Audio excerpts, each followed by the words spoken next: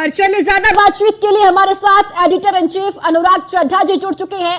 अनुराग जी, अखिलेश की ओर से बड़ा दाव यहां पर खेला गया है, अवधेश प्रसाद को आगे किया गया है डेप्यूटी स्पीकर पद के लिए। अब सवाल ये कि आखिर अखिलेश यादव क्या संदेश यहां से कांग्रेस को देने की कोशिश कर रहे हैं?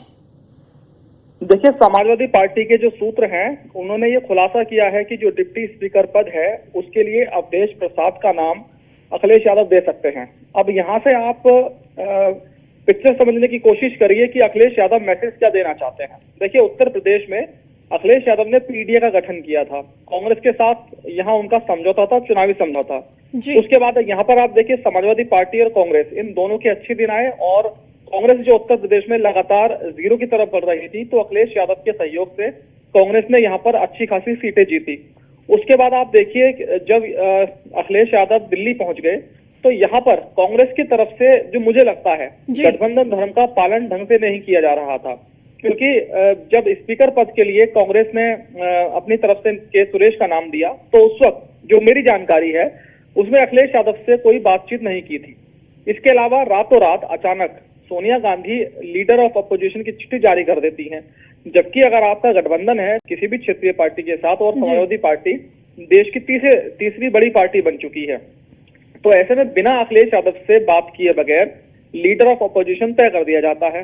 तो अखिलेश यादव यहाँ पर कुछ नहीं बोलते हैं, क्योंकि उनको मालूम है कि अगर वो अभी कुछ लड़ाई झगड़े की बात करेंगे या उनकी पार्टी की तरफ से कोई उल्टा सीधा बयान आएगा तो यहाँ पर विपक्ष में फूट पड़ जाएगी। तो अखिलेश यादव, जो मुझे लगता है जो अखिलेश यादव आजकल पॉलिटिक्स कर रहे हैं, उन्होंने सोचा कि सही वक्त आने पर जवाब देंगे। अब देखिए, लड़ाई डिप्टी स्पीकर पद की चल रही थी और उसमें कांग्रेस की तरफ से लगातार ये कोशिश की जा रही थी कि जो डिप्टी स्पीकर का पद है वो विपक्ष को दिया जाए।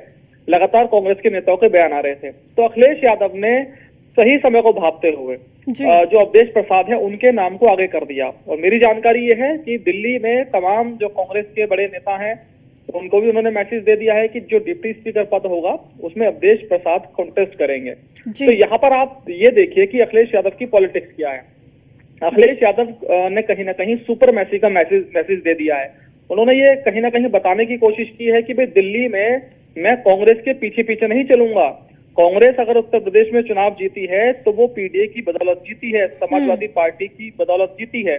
तो ऐसे में अगर दिल्ली में कांग्रेस कुछ भी करती है तो उनसे पूछे बगैर कुछ ना किया जाए, ये बताने की कोशिश की है। तो आप देखिए कि अखिलेश यादव ने कांग्रेस के फैसलों का विरोध भी नहीं किया और डिप्टी स्पीकर के पद पर अवधेश प्रसाद का नाम आगे करके ये मैसेज दे दिया कि भाई समाजवादी पार्टी भी राष्ट्रीय राजनीति में इंटरेस्ट रखती है।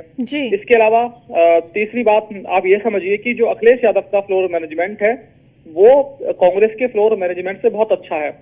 अखिलेश यादव को मालूम था कि अगर स्पीकर के पद पर वो समाजवादी पार्टी के किसी कैंडिडेट का नाम आगे करेंगे तो टीएमसी सपोर्ट नहीं करेगी।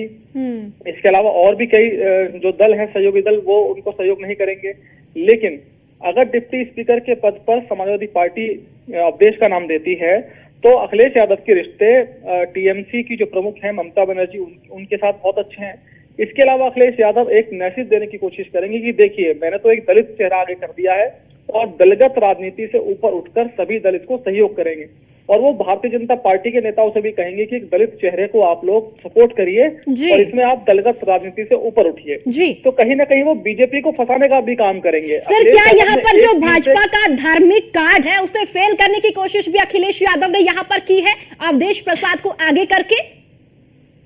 देखिए, पहले मैं अपनी पूरी बात कर दूं। जैसा कि मैं आपको बता रहा था कि अखिलेश यादव जब कहेंगे कि एक दलित चेहरे को उन्होंने आगे किया है और दलगत राजनीति से ऊपर उठकर भारतीय जनता पार्टी के अलावा सभी सहयोगी दल इन चुनाव ना होने दें और हमारे प्रत्याशी को सपोर्ट करें।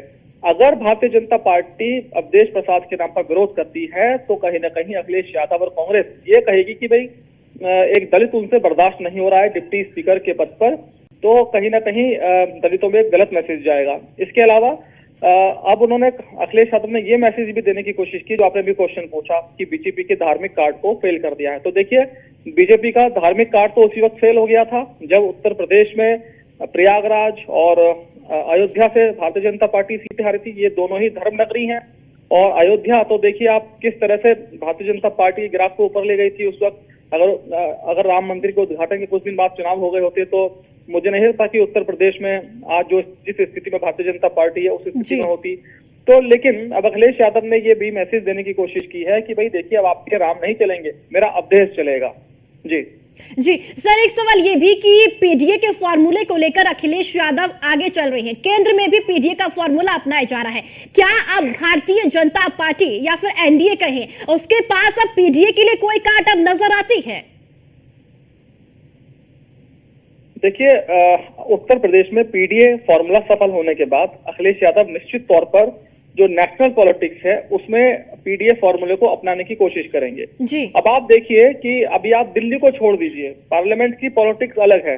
अब आप देखिए, महाराष्ट्र से अबू आजमी का बयान आता है कुछ दिन पहले। वो कहते हैं कि यहाँ पर करीब 20 से 25 ऐसी सीटें हैं जहां पर समाजवादी पार्टी का वर्चस्व है पूरी तरह से। इसके अलावा महाराष्ट्र में भी कई जगह ऐसी हैं जहां मुस्लिम के अलावा पिछड़े, अति पिछड़े और उत्तर प्रदेश के लोग रहते हैं। तो वहां उन्होंने कह दिया कि अगर यहाँ पर हमको गठबंधन में नहीं रखा गया तो हम अलग चुनाव लड़ेंगे। इसके अलावा हरियाणा की आप बात करिए तो हरियाणा में देखिए कि यादव बाहुल्य बहुत सारी ऐसी सीटें हैं। यादवों के साथ साथ वहाँ सैनी भी हैं। अभी आप देखिए, भारतीय जनता पार्टी ने सैनी कार्ड खेला हरियाणा में, वहां के उनको नायब सिंह सैनी को मुख्यमंत्री बनाकर। तो इसलिए अब समाजवादी पार्टी जो ये पीडीए फॉर्मूला है जी, तो आप देखिए कि महाराष्ट्र के अलावा हरियाणा और जहां जहां चुनाव होंगे, जहां जहां पिछड़े, अति पिछड़े लोग हैं, तो वहां पर समाजवादी पार्टी गठबंधन में घुसने की कोशिश करेगी। और राष्ट्रीय राजनीति में अब देखिए, समाजवादी पार्टी ने अपना दम दिखाया है, देश की तीसरी नंबर 1 पार्टी बनी है। तो ऐसे में अखिलेश यादव इस सुनहरे अवसर को कभी नहीं खोएंगे। जी। चलिए ठीक है, बहुत बहुत शुक्रिया सर बातचीत के लिए।